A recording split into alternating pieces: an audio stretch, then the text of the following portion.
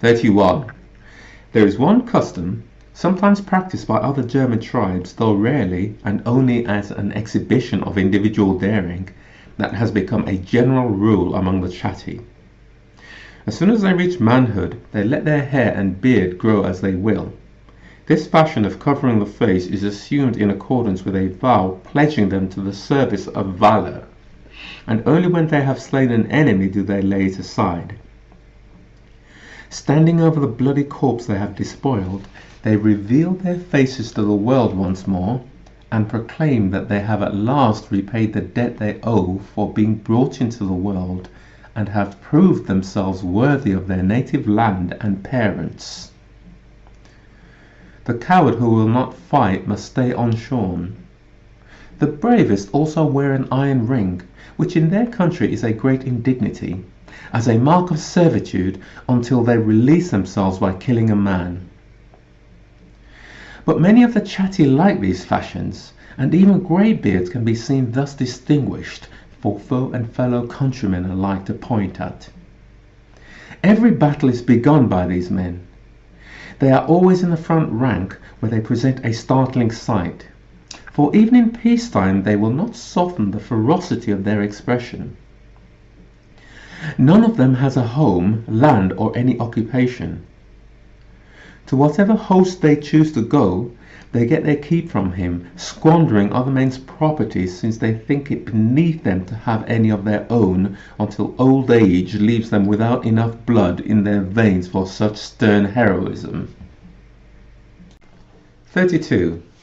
Close to the chatty are the Usipi and the Tencteri. They dwell on the bank of the Rhine, which by this time flows in a well-defined channel and is large enough to serve as a boundary. The Tencteri, besides sharing in the general military distinction, excel in skillful horsemanship.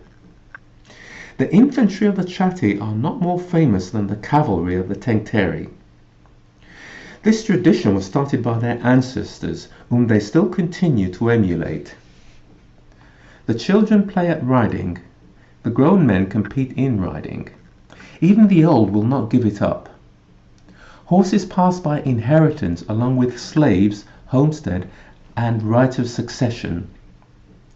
The horses go to a son, not necessarily like the rest of the property to the eldest, but to the one who is the keenest and ablest soldier.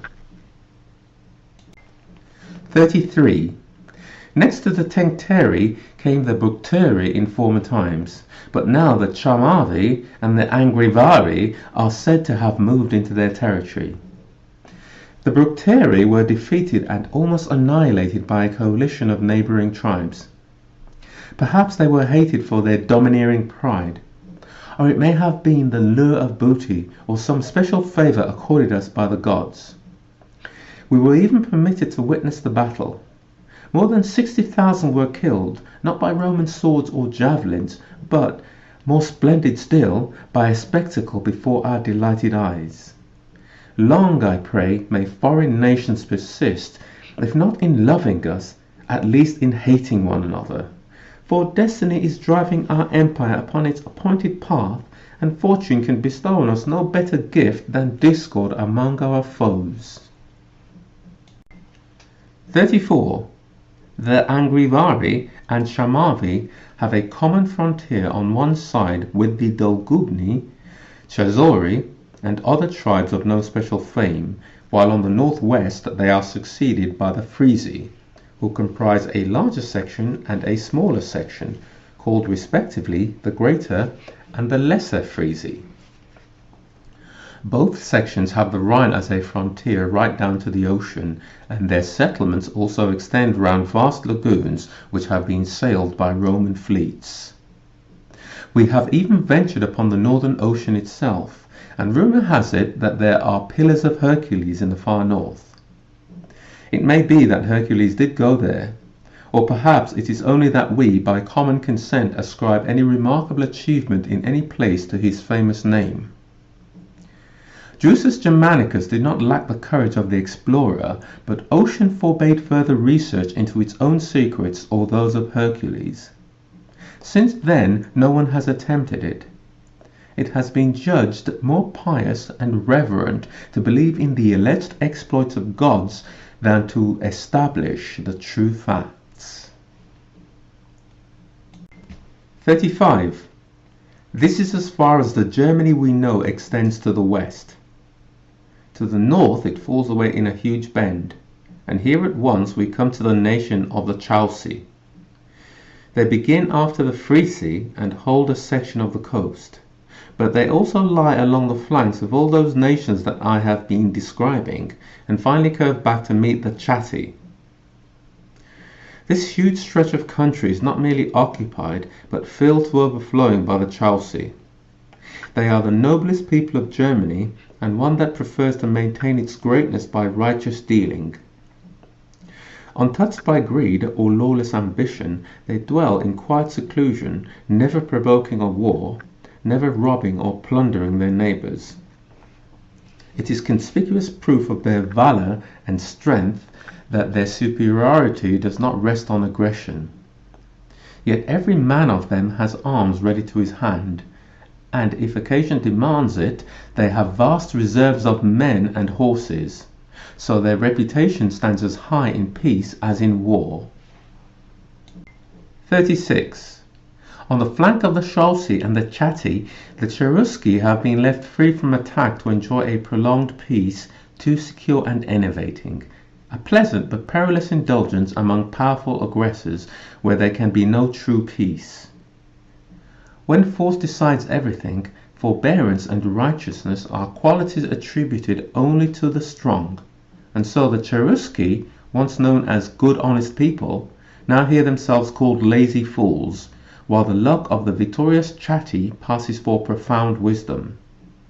The fall of the Cherusci involved also the neighbouring tribe of the Foci, who played second fiddle to them in prosperity, but get an equal share of their adversity. 37. In the same corner of Germany, nearest to the open sea, dwell the Cimbri, a name mighty in history, though now they are only a little state. Widespread traces of their ancient fame may still be seen. Huge encampments on both sides of the Rhine by their enormous circuit still give a measure of the mass and manpower of the nation and demonstrate the historical truth of that great exodus. Rome was in her 640th year when the alarm of the Cimbrian arms was first heard, in the consulship of Caecilius Metellus and Papirius Carbo. Reckoning from that year to the second consulship of the Emperor Trajan, we get a total of about 210 years. Such is the time that it is taking to conquer Germany. In this long period, much punishment has been given and taken.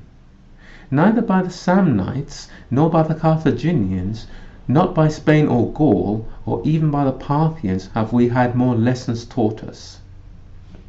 The freedom of Germany is capable of more energetic action than the Arascid despotism. After all, what has the East to taunt us with except the slaughter of Crassus? And it soon lost its own prince Pacorus and was humbled at the feet of Ventidius. But the Germans routed or captured Carbo, Cassius, Aurelius Scaurus, Servilius Caepio, and Malleus Maximus, and robbed the Republic almost at one stroke of 5 consular armies.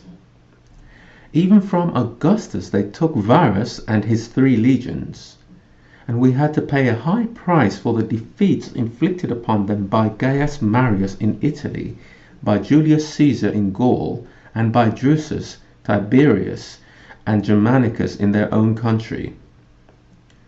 The boastful threats of Gaius Caesar ended in farce. After that came a lull until the Germans took advantage of our dissensions and civil wars to storm the quarters of the legions and make a bid for possession of Gaul. This attempt ended in another defeat for them, but the more recent victories claimed by our commanders have been little more than excuses for celebrating triumphs. 38. We must now speak of the Suebi, who do not, like the Chatti or the Tencteri, constitute a single nation. They occupy more than half Germany and are divided into a number of separate tribes under different names, though all are called by the generic title of Suebi. It is a special characteristic of this nation to comb the hair sideways and tie it in a knot. This distinguishes the Suebi from the rest of the Germans, and among the Suebi distinguishes the freeman from the slave. Individual men of other tribes adopt the same fashion, either because they are related in some way to the Suebi, or merely because the imitative instinct is so strong in human beings. But even these few abandon it when they are no longer young. The Suebi keep it up till they are grey-headed. The hair is twisted back so that it stands erect and is often knotted on the very crown of the head. The chiefs use an even more elaborate style. But this concern about their personal appearance is altogether innocent. These are no love locks to entice women to accept their advances. Their elaborate coiffure is intended to give them greater height, so as to look more terrifying to their foes when they are about to go into battle. 39. The oldest and most famous of the Suebi, it is said, are the Semnones, and their antiquity is confirmed by a religious observance. At a set time, deputations from all the tribes of the same stock gather in a grove hallowed by the auguries of their ancestors and by immemorial awe. The sacrifice of a human victim in the name of all marks the grisly opening of their savage ritual. Another observance shows their reverence for this grove. No one may enter it unless he is bound with a cord, by which he acknowledges his own inferiority and the power of the deity. Should he chance to fall, he may not raise himself or get up again, but must roll out over the ground. The grove is the center of their whole religion. It is regarded as the cradle of the race and the dwelling place of the supreme God to whom all things are subject and obedient. The Semnones gain prestige from their prosperity. The districts they inhabit number 100, and their multitude makes them believe that they are the principal people of the Suebi. 40. The Langobardi, by contrast, are famous because they are so few. Hemmed in as they are by many mighty peoples, they find safety not in submission, but in facing the risks of battle. After them come the Rudigni, Aviones, Angli, Varini, Eudoses, Sorines, and Newtones, all of them safe behind ramparts of rivers and woods. There is nothing noteworthy about these tribes individually, but they share a common worship of Nerthus, or Mother Earth. They believe that she takes part in human affairs, riding in a chariot among her people. On an island of the sea stands an inviolate grove in which, veiled with a cloth, is a chariot that none but the priest may touch. The priest can feel the presence of the goddess in this holy of holies, and attends her with deepest reverence as her chariot is drawn along by cows. Then follow days of rejoicing and merrymaking in every place that she condescends to visit and sojourn in. No one goes to war, no one takes up arms, every iron object is locked away. Then, and then only, are peace and quiet known and welcomed until the goddess, when she has had enough of the society of men, is restored to her sacred precinct by the priest. After that, the chariot, the vestments, and, believe it if you will, the goddess herself are cleansed in a secluded lake. This service is performed by slaves who are immediately afterwards drowned in the lake.